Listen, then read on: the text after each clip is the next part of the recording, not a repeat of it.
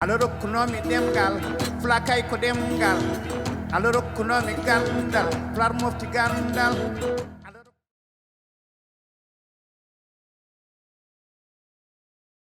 Bonjour à tous. Donc, comme il nous a été demandé de faire une présentation sur les enjeux du secteur minier artisanal au Sénégal, donc j'aimerais avant remercier tous les participants en tant que point focal de PANAFGEO et remercier donc d'avoir bien voulu participer à cette formation et leur dire que nous sommes à leur disposition. Pour ce qui concerne l'enjeu du secteur minier artisanal au Sénégal, nous allons faire la présentation comme il a été demandé, en insistant sur le contexte un peu géographique du pays, également le contexte géologique, la mine artisanale au Sénégal, les enjeux environnementaux, sanitaires, socio-économiques, et enfin aller sur le rôle du service géologique, notamment de la DPPM, la Direction de la prospection et de la promotion minière, qui fait office de service géologique au Sénégal. En ce qui concerne le contexte géographique, il faut dire que le Sénégal est situé à l'extrême ouest du continent africain et que en termes de démographie, les derniers recensements font ressortir près de 16 millions d'habitants, dont à peu près le même taux en hommes et femmes, 8 782 hommes et 8 140 343 femmes. En termes de croissance démographique, elle est de 3,07% par an et la densité de la population est de 82 000 habitants au kilomètre carré, vu que le Sénégal s'étend sur à peu près 196 000 kilomètres carrés. Également, il faut dire qu'en termes d'économie et de la part du secteur extractif dans l'économie sénégalaise, en 2017, il était ressorti que le secteur contribue à raison de 1,9% dans le PIB et que le poids du secteur extractif est surtout perceptible à travers son effet positif sur la balance des paiements. Donc, il faut dire que ces informations ont été tirées du rapport ITIE donc de 2017.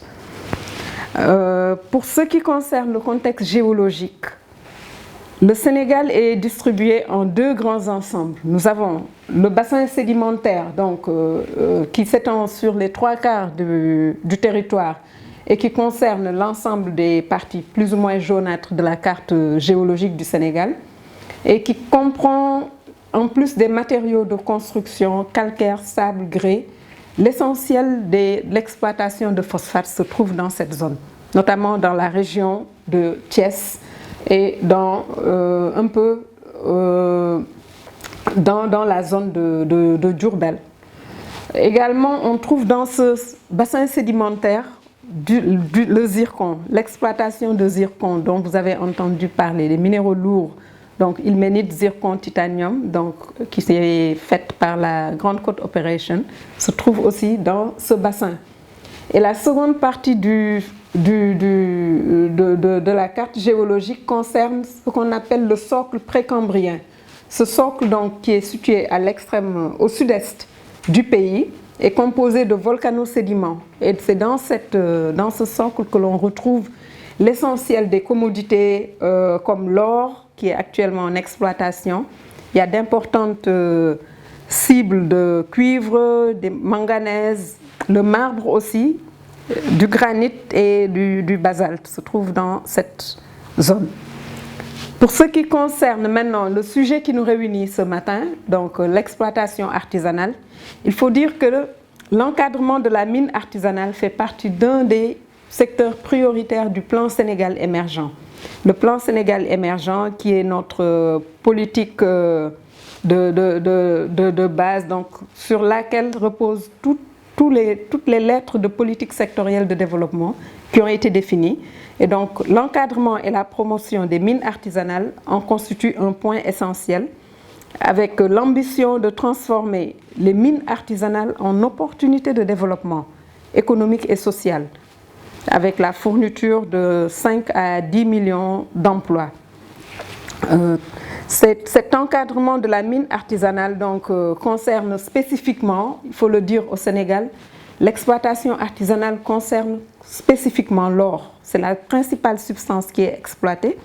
Et donc, avec la loi de 2016, il faut dire que le cadre législatif du secteur artisanal a été campé. Et donc, la loi 2016 portant code minier et son décret d'application, donc, c'est concentré un peu sur la formalisation donc, de cette exploitation artisanale. Quant à son degré d'organisation, il faut dire qu'avec le programme d'appui au secteur minier, qui a été financé par l'Union européenne, il y avait un important projet d'appui à l'orpaillage.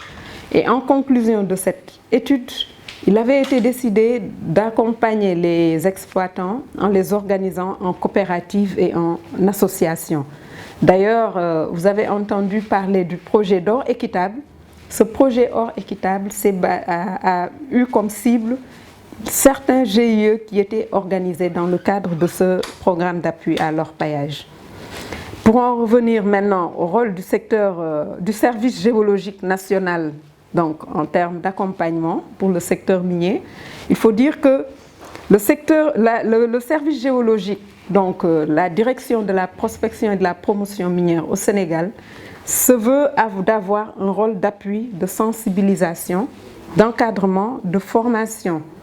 Et donc, cette direction tire ses prérogatives de ce qu'on peut appeler le décret qui organise le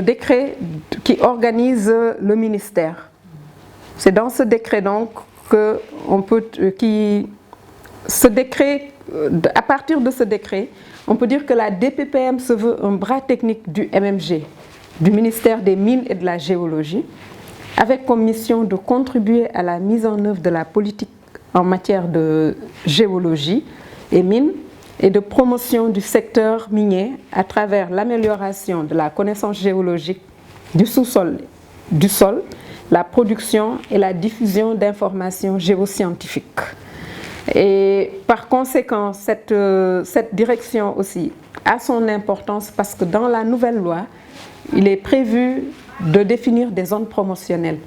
Et donc, il revient à cette direction de travailler à l'élaboration, à la définition de ces zones promotionnelles que les autres administrations pourront mettre à disposition d'éventuels investisseurs. Parce qu'au Sénégal, l'administration minière est constituée de 3 entités. La direction des mines et de la géologie, qui s'occupe de tout ce qui est réglementation, gestion de la politique, etc.